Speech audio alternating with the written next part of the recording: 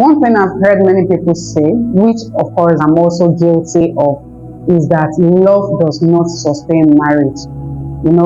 Our definition of love at that point is the butterflies, the feelings, the emotions, the romance, and then we hear people saying, I know I don't love him anymore, I don't love her anymore, there's no longer love in this marriage, love cannot sustain marriage. But the truth of the matter is, love is what actually sustains marriage. I will tell you how that is or what that means. There's this excitement that starts a marriage, the wedding excitement, the after wedding excitement, and then after a short period, maybe a year or two, then things start to change, and then you start to hear there's no longer love cannot sustain marriage.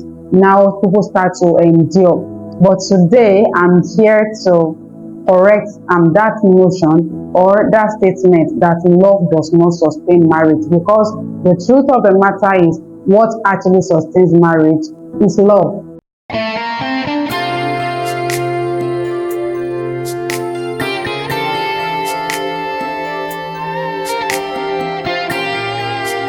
Hello and welcome to my YouTube channel. I'm WinningKate and this is WinningKate on Purposeful Lifestyle, where we talk about gentle living, faith-based encouragement, purpose, mental wellness, emotional wellness, everything between that points us back to God, because at the center of it all is God. So today I'm going to be talking about how a marriage can succeed, or how marriage can succeed, what marriage needs to succeed.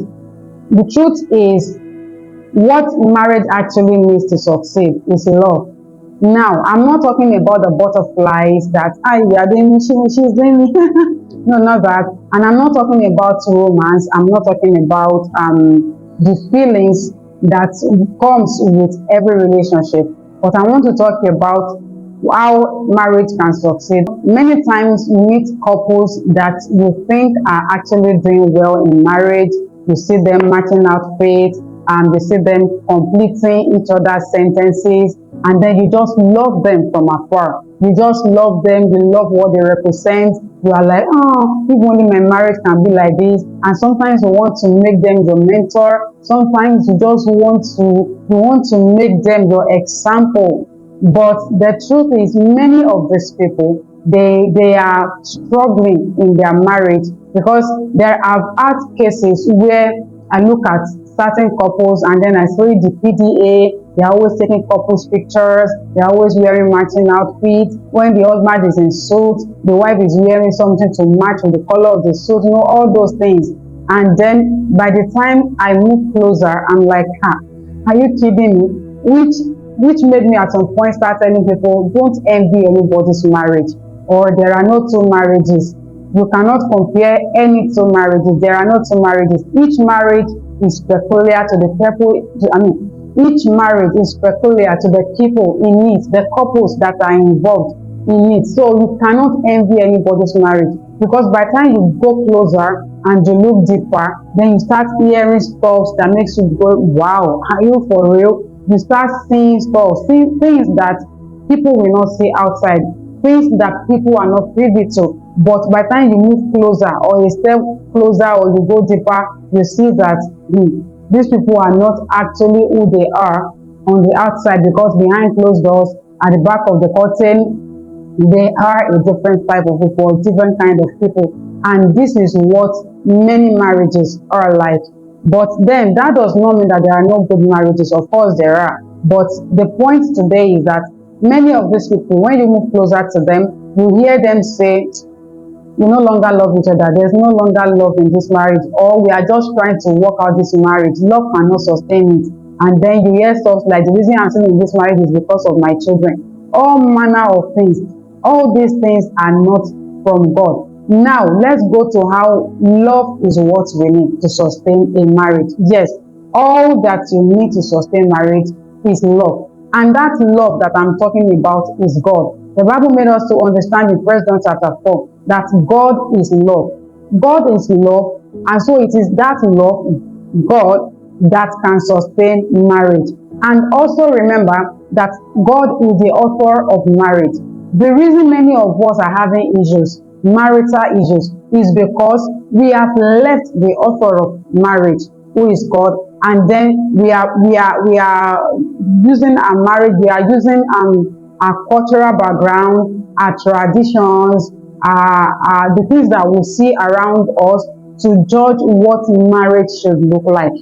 Mm, we use the things that we see, we use other people, we use our cultural background, our tradition to judge what marriage should look like. It is the major reason why there are so many marital issues in the world today. Because if we look around, we will see that the way marriage is practiced in a certain part of the world is not the same way it's practiced in other areas of the world. Even within a country, within a people, they practice marriage based on their cultural value. But then, our culture did not offer marriage.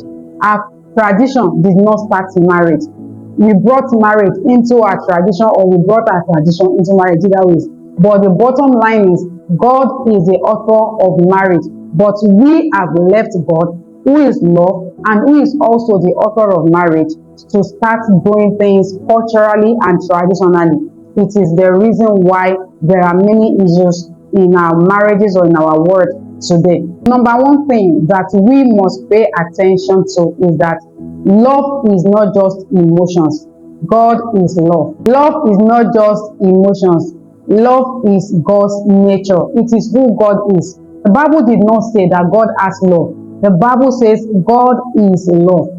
And so we must allow God, who is love, to lead our marriages, for that marriage to work. So when I say marriage needs love to succeed, what I'm saying in essence is that marriage needs God to succeed. So love is not just the butterflies, the mushy.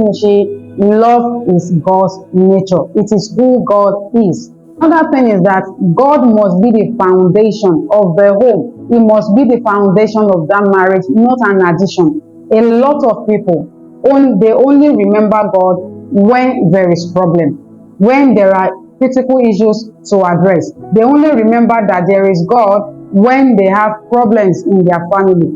Before you even go into marriage at all, God must be the foundation of your marriage. And if you are in marriage and you have not been involving God, it is not too late. Just invite Him to take His place. You are no longer the president.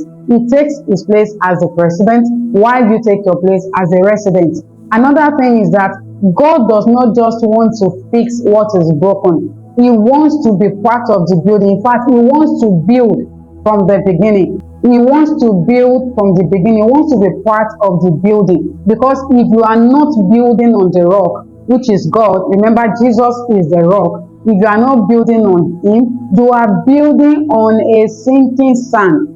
The book of Matthew chapter 7 from verse 23-24 tells us that the wise man, the wise woman is the one that hears the word and does the word. What that means is that a wise person is the one that honors God and does what pleases God.